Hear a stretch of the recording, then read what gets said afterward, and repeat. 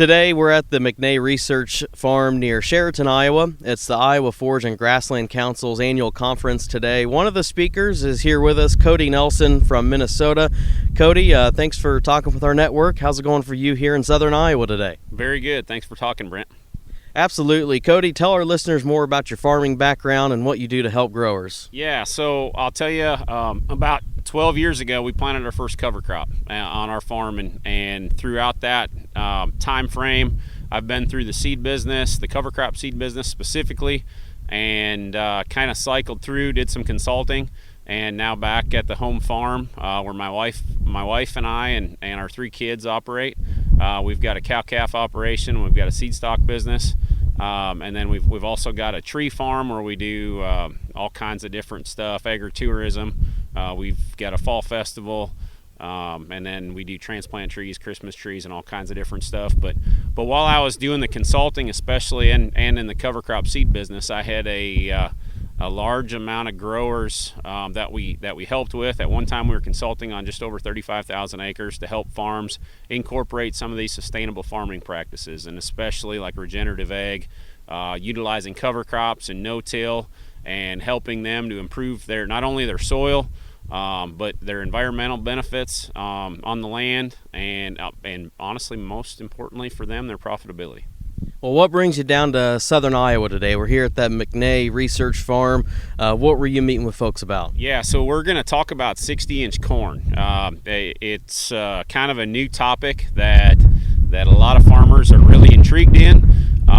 You can, we've got some videos on YouTube. If you search Cover Crop Kings, you can see some of our 60-inch corn videos, but that's really stimulated a lot of interest. And really what we're trying to do is we're trying to grow the same amount of corn, but we're also trying to produce some cover crops in between the rows that can feed cows in different times of the year, spring and fall, maybe so we can get into some more winter grazing, but also so we can increase our soil biological activity, and so we can increase the profitability. Once we start cycling more of those nutrients, we can start to produce some of our own nitrogen and help that profitability. As we all know, input costs are skyrocketing, and we got to do whatever we can on farm. So if we can let what we've already got with the livestock in this situation and add some plant diversity, we can produce and cycle some of the nutrients that are already there and help farms maintain or increase profitability.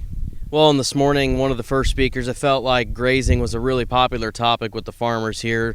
Was that kind of what you were expecting coming down? Absolutely. Yeah, I know when Patrick asked me to come down, I knew we were speaking in front of a fair amount of cow-calf producers. And the key for a grazing operation is how can we feed less and graze more, so if we can just make it a week or two longer in the fall and get out there a week or two earlier in the spring, we can really help to increase their profits.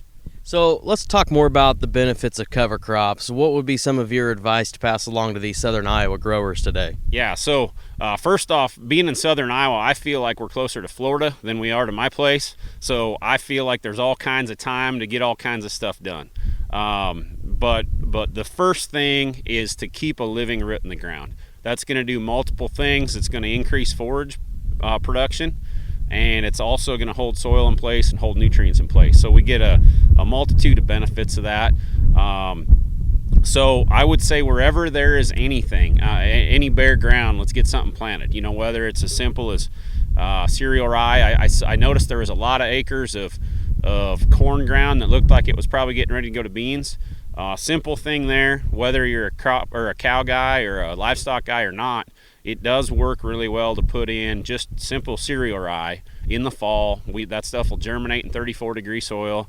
So after you combine, you could just simply go out and drill and then plant beans into that cereal rye. If we can just start getting some of those acres turned over, and we're going to increase the profitability. We're going to help with some weed control. Hopefully we can cut back on some of our inputs, some of our herbicide inputs. So that's where I would start. Especially before you go into 60-inch rows or kind of other crazy stuff that we're going to talk about. Start simple, keep a living root in the ground, and just kind of do common sense things. Some things that, and don't be afraid to be different than the neighbor. I would argue that if everybody does exactly the same thing, we're never going to make any progress. Yeah, so definitely a lot of the profitability benefits you mentioned. Let's go back to the environmental benefits too. What are you seeing in Minnesota and also in some of your research for Iowa? Well, the biggest buzzword right now in any environmental stuff is carbon, right? Everybody's talking about carbon. Everybody's talking about carbon credits. Farmers are the greatest at cycling carbon, sequestering carbon, and putting it into the soil. That's where we need to put it. We want to keep it there.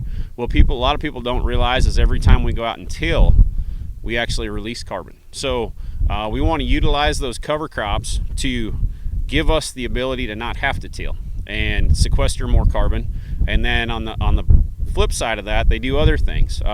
They'll hold nitrogen in place. So you guys down here have to deal with that a little more than us. We freeze up in the winter. We're pretty solid. We call that Norwegian concrete up in Minnesota. So we don't have to worry about some of the things you do here. But when you've got that ground that's thawed out a lot, or pretty wet during the winter, if you can hold the nitrogen in place specifically, and then by increasing your diversity, you increase your biological diversity, and now you start cycling especially your potassium and your phosphorus. Now you can start to decrease some of those inputs, and then you're going to see your cover crop is holding them, cycling nutrients, and releasing that back into your cash crop for future use. So that's less of it going into the streams and rivers. I've never met a farmer that wanted to let any of their nutrients disappear. They all want to do what's best for the environment. I would say they're our world's biggest environmentalist, is a farmer. So most of them want to do something different, and we're just here to try and help them to make sure they can get it done and get it done profitably. No doubt about that. Cody, as we close, what are you hoping the growers here take away from your message on the cover crop front? I just want them to do one thing different. I want them to change one thing on their farm, even if it's something small. I want them to go out this year in 2022 and try and just make one small change. And if everybody can make one small change for the better, we're going to make this place better yet. Awesome. Cody, it was great to meet you. How can the listeners of this stay tuned to your work in Minnesota? Well, you can either follow us and subscribe to our YouTube channel, which is Cover Crop Kings. You can also look us up on soilrx.net. Thanks for coming by and talking with our network. All right, thank you.